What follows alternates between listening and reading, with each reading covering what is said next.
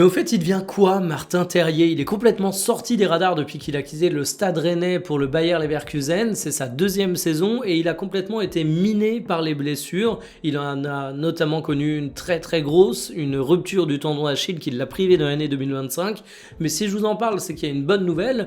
Il fait son retour sur le terrain et il a justement marqué avec Leverkusen au cours d'un match de coupe.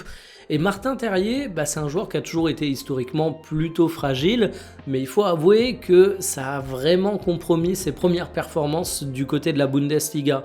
C'est dommage parce que c'est un joueur qui, quand il joue, il est bon. On le voit sur cette saison, il grappille des minutes de jeu parce que bien évidemment, après une telle blessure, la réincorporation doit se faire de manière prudente, mais il a déjà marqué 4 buts.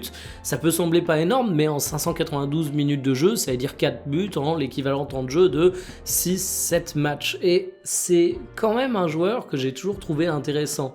Quand il était au Stade Rennais en 2021-2022, il avait vraiment connu une période exceptionnelle. Derrière, il y a eu les croisés. Après, à Leverkusen, cette fameuse question de tendon d'Achille.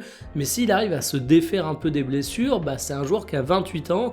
C'est un joueur qui a encore un long contrat au Bayer Leverkusen parce qu'il est engagé jusqu'en 2029 et qui, à mon avis, peut donner de très bonnes choses. Donc j'espère qu'il va enfin se défaire de ses pépins physiques. J'espère que ce but va être le premier d'une longue série. Mais en tout cas, que devient Martin Terrier? On peut conclure en disant que c'est un joueur qui a connu une parenthèse assez longue à cause des blessures et que désormais, on espère qu'il va reprendre le fil de sa carrière.